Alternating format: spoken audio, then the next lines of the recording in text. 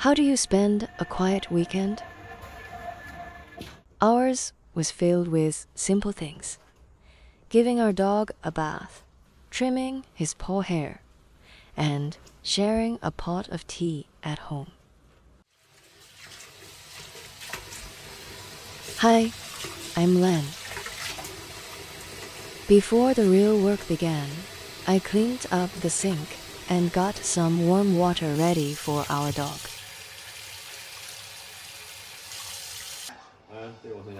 While I was getting everything ready, my son was watching one of his favorite cartoons from when he was 5 or 6 years old.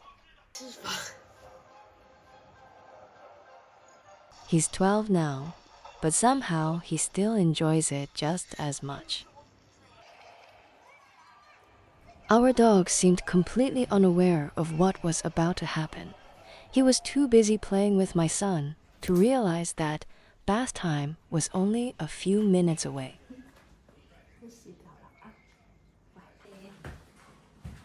My son lifted him onto the sink.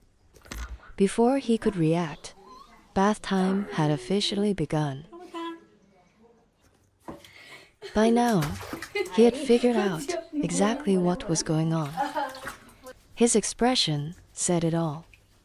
After a little slip in the sink, it was time for me to take over.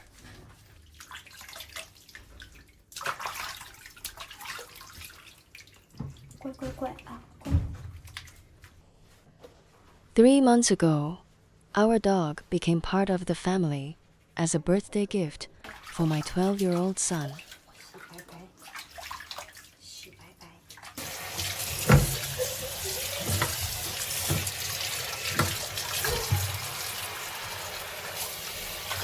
He's still a little nervous around water, so we've always given him baths at home instead of taking him to a grooming salon.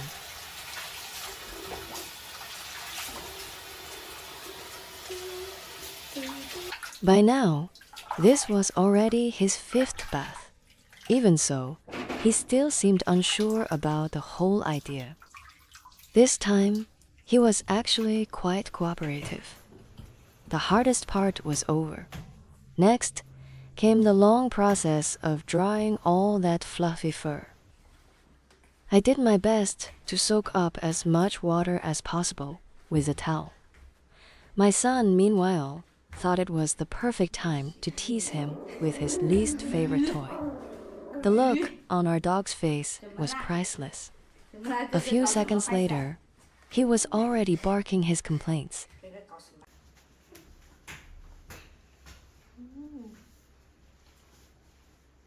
By the time he was half dry, the sound of the hairdryer instantly woke him up. He immediately started trying to bite at the warm air, over and over again. Sitting on my lap, he was so excited that I had to keep holding onto him, afraid he might suddenly tumble off.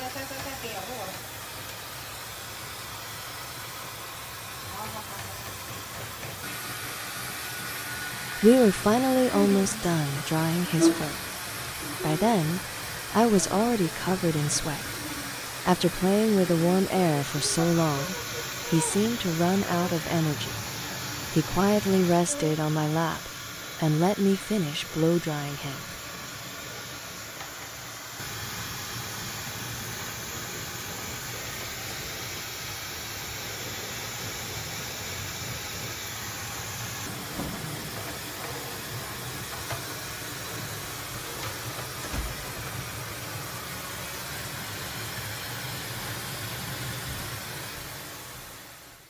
Once his fur was completely dry, I put him back on the floor. Just as he thought everything was finally over, I started preparing for the next step, trimming his paw hair.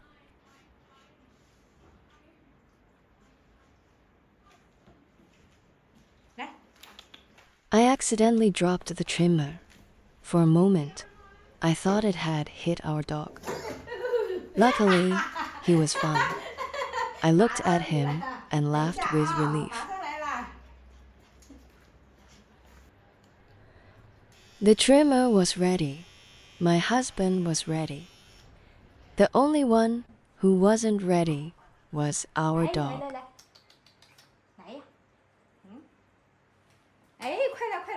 Our dog seemed to know it was time for a paw trim. He wouldn't let me pick him up, yet he kept coming back to my side. After a few playful attempts, I finally managed to catch him. Sitting on my lap, he seemed to know there was no escaping this time. But as soon as the trimmer turned on, he grew nervous and started fidgeting. I did my best to keep him distracted, hoping he wouldn't pay too much attention to what was happening.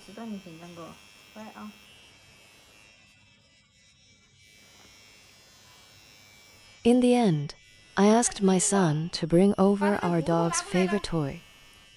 Keeping him entertained was the only way we could finish trimming his paw hair.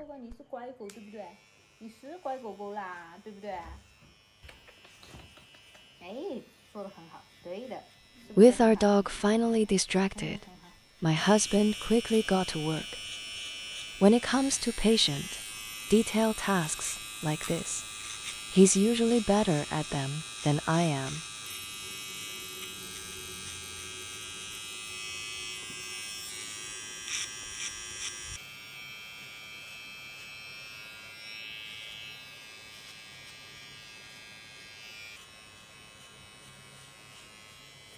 By the time we reached his second paw, he had completely relaxed and quietly fallen asleep.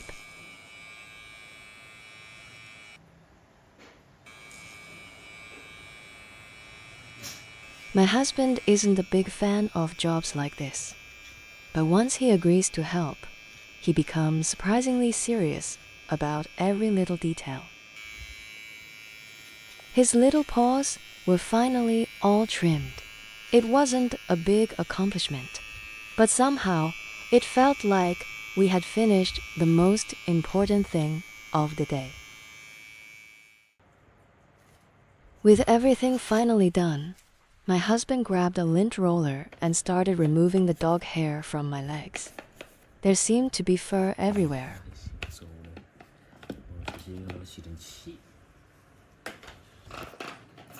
Our dog lay beside me, licking his newly trimmed paws. He still seemed a little unsure about them. Of course, my son wasn't going to miss the chance to cuddle a freshly cleaned dog. Before long, the two of them were lying on the floor together. While my son was busy cuddling the dog, my husband and I quietly set up the tea table. After a busy afternoon, we were ready to sit down, relax, and enjoy a cup of tea together. The moment we sat down with our tea, our dog came running over to join us. He always seems to know when something interesting is happening.